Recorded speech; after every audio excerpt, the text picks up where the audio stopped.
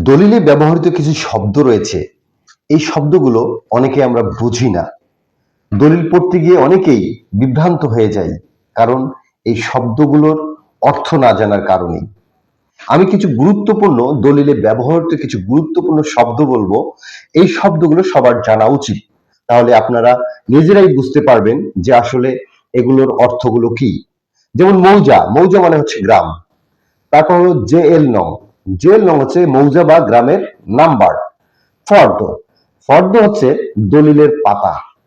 অনেক লেখা থাকে, অনেক সময় লেখা থাকে খং, খং মানে হচ্ছে খতিয়ান। সাবেক মানে হচ্ছে পূর্বের, এবং হাল হচ্ছে বর্তমান।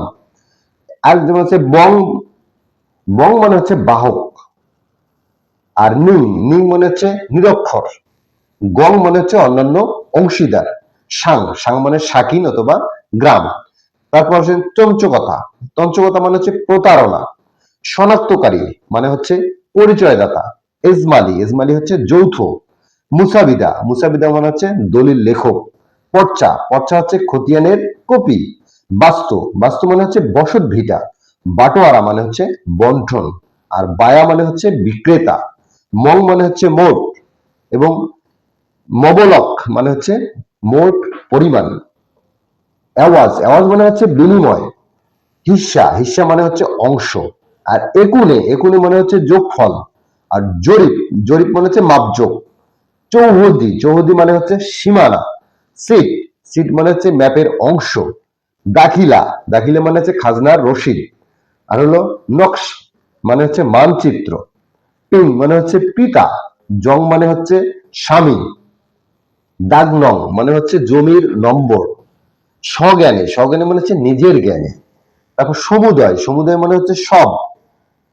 অনেক সময় লেখা থাকে ইয়াদিকৃত মানে হচ্ছে আল্লাহর নামে শুরু। পত্র মিদং মানে হচ্ছে পত্রের মাধ্যমে। বিং, বিং মানে হচ্ছে বিস্তারিত। দং মানে হচ্ছে দখলকারী। পত্তন মানে হচ্ছে অস্থায়ী বন্দোবস্ত। বদল সূত্র মানে হচ্ছে বিনিময় সূত্রে।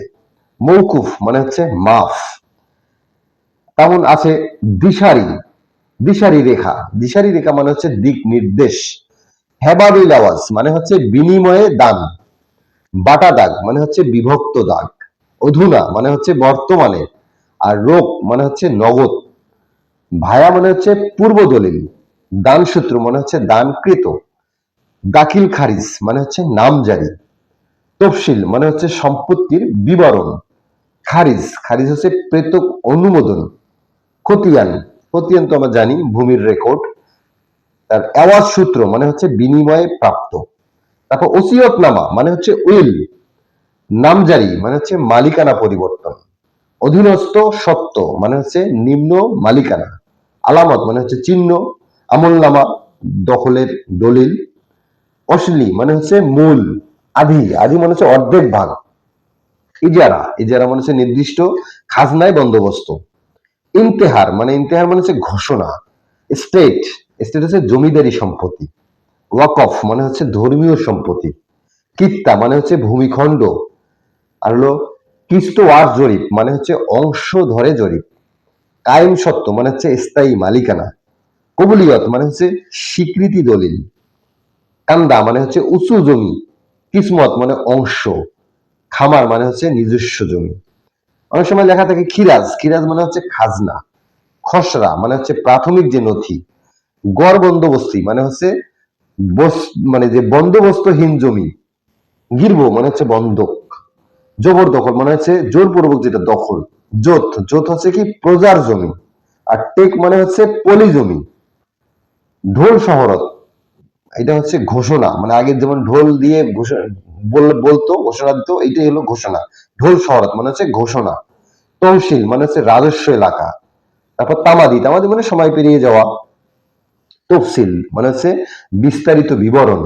নামজারি মানে মালিকানা রেকর্ড। নথি, দলিল, নথি হচ্ছে যেমন দলিল অথবা রেকর্ড।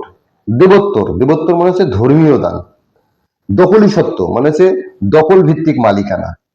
10 সালা বন্দোবস্ত মানে হচ্ছে 10 বছরের চুক্তি। দাগ নাম্বার, জমির নাম্বার, এটা তো বলছি। দরবস্ত সবকিছু। দিঘলি মানে হচ্ছে খাজনা প্রদানকারী। নকশ, ভর্দন মানে হচ্ছে পুরাতন ম্যাপ। নাম খারিজ মানে পৃথকীকরণ, তুদাবন্দি মানে সীমানা নির্ধারণ, তরমিম মানে হচ্ছে সংশোধন, তৌজি মানে হচ্ছে স্থায়ী রেকর্ড, দিয়ারা মানে হচ্ছে চর ভূমি, ট্রাভার্স মানে হচ্ছে জরিপ রেখা, খাইখন্দক মানে হচ্ছে গর্তযুক্ত যে জমি।